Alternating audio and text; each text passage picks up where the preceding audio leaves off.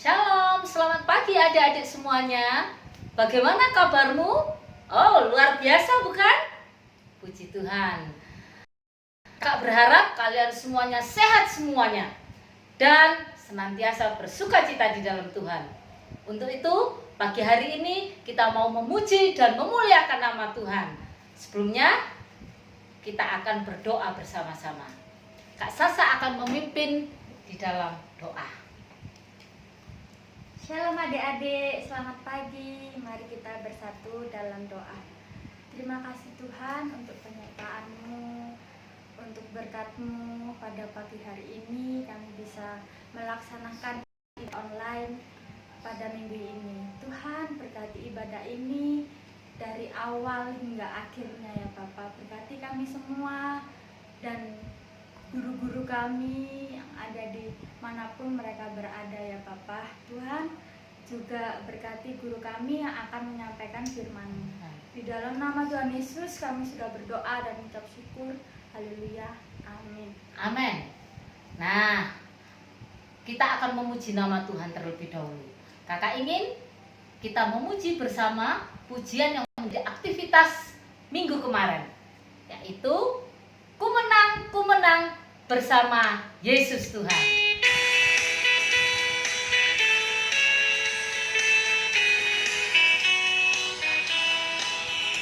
Ku menang bersama Yesus. Ku menang di dalam peperangan. Ku menang atas segala setan. Haleluya, haleluya, ku menang. Haleluya.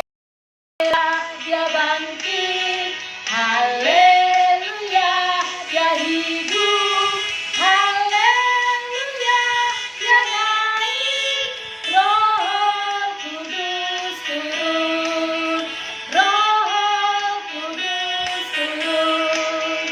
Ku menang bersama Yesus Tuhan. Ku menang di dalam peperangan. Ku menang atas segala setan. Haleluya, haleluya, ku menang. Haleluya, dia bangkit.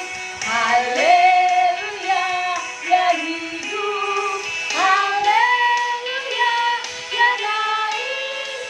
Roh Kudus turun, Roh Kudus turun. Haleluya. Kita sudah memuji Tuhan. Nah, biarlah segala pujian kita boleh menyenangkan hati Tuhan. Sebentar kita akan mendengarkan firman Tuhan. Mari siapkan hati anak-anak semuanya. Kita akan dengarkan firman Tuhan, ya. Oke. Adik-adik, pagi ini saya ingin adik-adik boleh mengerti melalui pengajaran firman Tuhan, ya. Karena sesungguhnya jadi orang Kristen itu harus tahu persis, ya, siapa Tuhan kita dan bagaimana kita. Pagi hari ini saya ingin kita belajar bersama-sama bahwa Tuhan Yesus itu adalah pribadi yang luar biasa. Ada 5 peristiwa yang penting di dalam kehidupan Tuhan Yesus. Apa itu? Yang pertama, ya, kelahiran Tuhan Yesus. Kelahiran Tuhan Yesus atau yang disebut Natal.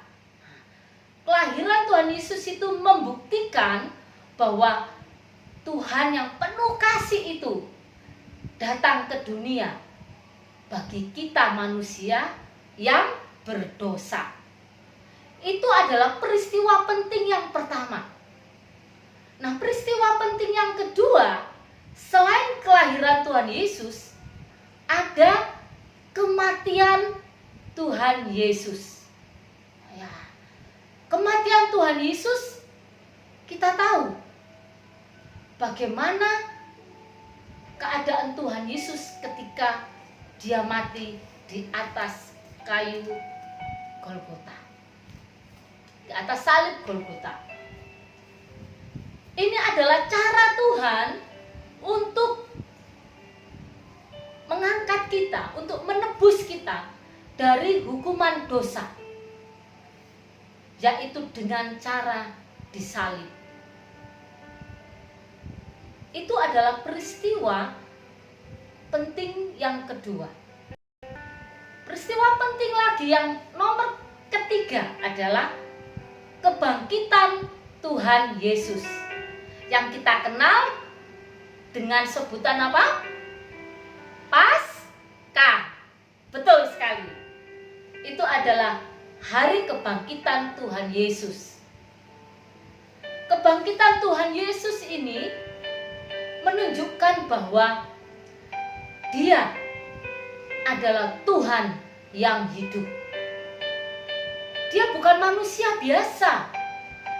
Yesus bukan nabi, tapi Dia adalah Allah, Tuhan, pencipta semesta alam ini. Itu peristiwa yang ketiga yang penting. Sekarang peristiwa yang keempat, selain tadi kelahiran, kematian, kebangkitan, yang keempat adalah kenaikan Tuhan Yesus ke surga. Nah, di bulan Mei ini kita akan memperingatinya. Kalau tidak salah tanggal 21 Mei. Kenaikan Tuhan Yesus ini adalah hari ke-40 setelah Tuhan Yesus bangkit dari kematian. Kenaikan Tuhan Yesus ini bertujuan bahwa Dia yang datang dari surga ke dunia, kemudian kembali lagi ke surga. Untuk apa? Untuk menyediakan rumah bagi kita semuanya yang percaya kepada Tuhan Yesus. Jadi, kamu dan saya punya rumah di surga. Itu ketika kamu dan saya percaya kepada Tuhan Yesus. Tuhan Yesus memang naik ke surga, tetapi pribadinya, yaitu Allah Roh Kudus, diberikan bagi kita semuanya. Itu peristiwa yang keempat ya, yang penting. Peristiwa yang kelima, yaitu Tuhan Yesus akan datang kembali ke dunia ini. Wow, untuk apa Tuhan Yesus datang ke dunia? Dia datang kembali ke dunia bukan lahir seperti dulu, tetapi Dia datang untuk menjemput anak-anak semuanya, menjemput saya, guru-guru sekolah minggu semuanya, untuk masuk di dalam kerajaan surga. Nah, adik-adik, dalam peristiwa yang penting ini, kelima peristiwa yang penting ini,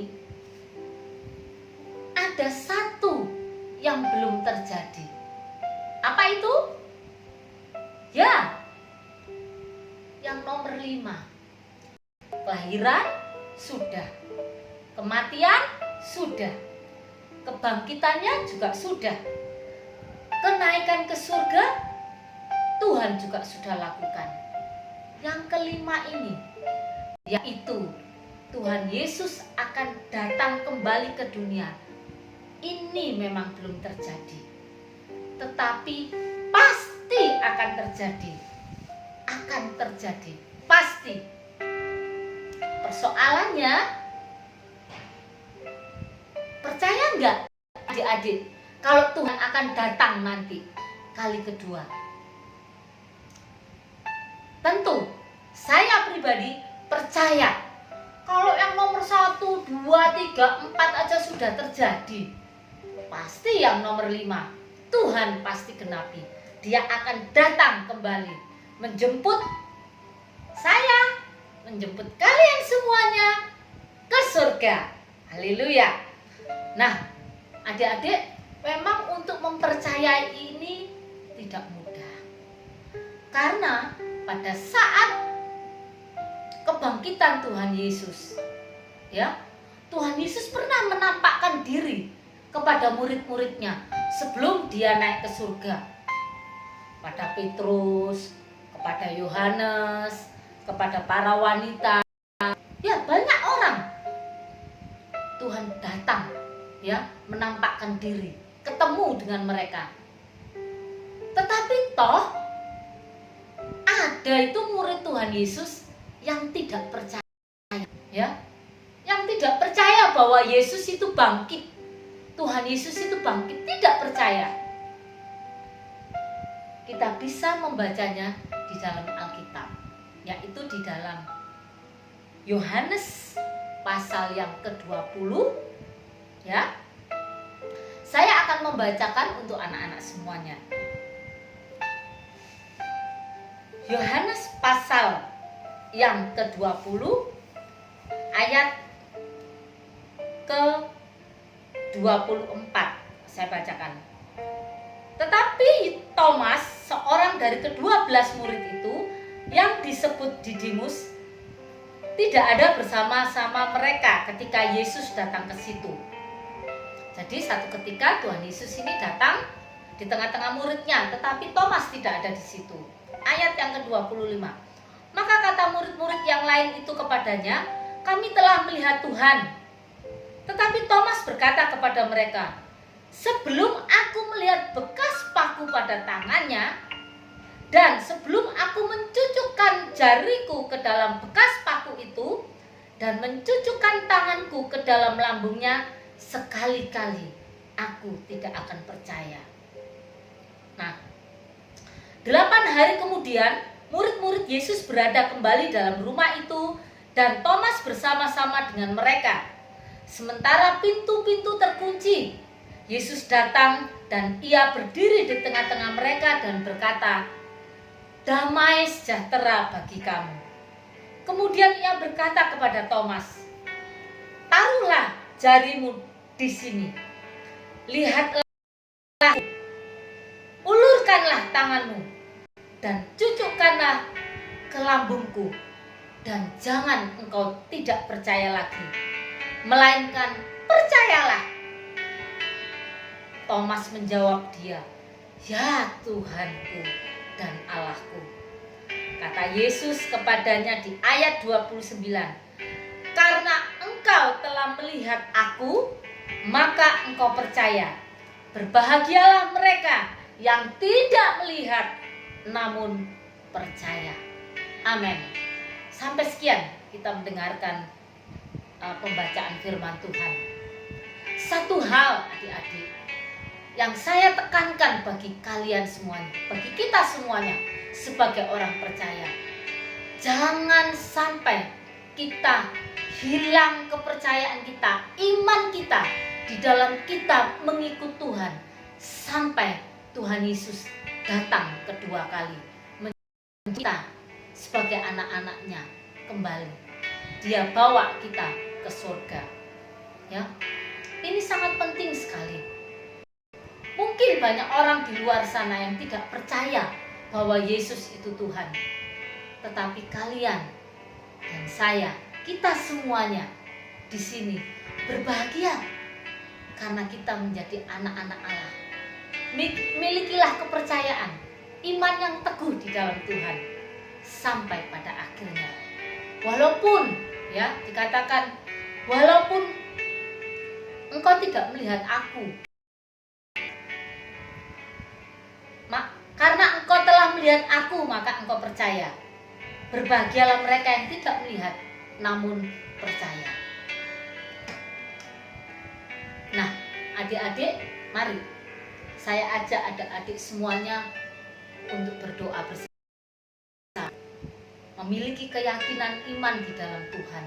Ya, kalau minggu yang lalu Kak Ica mendorong kita untuk berdoa, karena berdoa itu memiliki sukacita. Berdoa itu diperkenan oleh Tuhan. Selain berdoa, kita harus punya iman yang sungguh-sungguh di dalam Tuhan. Iman itu yang akan membawa kita ke surga. Apalagi saat ini di dalam suasana yang musibah pandemi corona ini, kita harus tetap percaya bahwa Tuhan semesta alam, Tuhan Yesus senantiasa menyertai saya, menyertai anak-anak semuanya, ya, di dalam perlindungan Tuhan. Tuhan menolong kita semuanya sampai kapanpun. Sekalipun anak-anak di rumah, saya tetap mengajak anak-anak untuk berdoa, untuk beriman, banyak berdoa, banyak bersekutu dengan Tuhan. Orang yang beriman tandanya adalah suka memuji Tuhan, suka berdoa, suka baca firman, dan suka melakukan firman-Nya. Itulah orang-orang yang akan menerima sorga, rumah yang disediakan Tuhan bagi kamu dan bagi saya, bagi kita semuanya, orang yang percaya di dalam nama Tuhan Yesus. Mari kita berdoa bersama-sama mengakhiri ibadah pada pagi hari ini. Yuk. Bapa di surga, kami bersyukur, kami bangga memiliki Allah seperti-Mu, yaitu Tuhan Yesus Kristus. Engkau datang ke dunia, Engkau menyelesaikan segala tugas-Mu, penyelamatan bagi kami manusia yang berdosa. Terima kasih Tuhan. Dan saat ini Tuhan, kami ada semua karena anugerah Tuhan. Kami percaya Tuhan, kami ada di dalam perlindungan-Mu.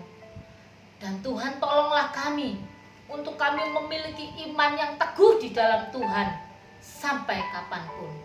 Terpujilah nama-Mu Tuhan. Kami mengucap syukur buat berkat firman-Mu. Engkau menyertai anak-anak semuanya yang ada di rumah, dan Engkau menyertai juga guru-guru kami semuanya. Di dalam tangan kasih-Mu kami serahkan kehidupan kami sepanjang hari-hari yang akan kami lewati. Di dalam nama Tuhan Yesus Kristus kami naikkan doa sembahyang kami. Haleluya. Amin. Shalom semuanya. Tuhan memberkati kalian. Sampai jumpa di minggu depan. Haleluya.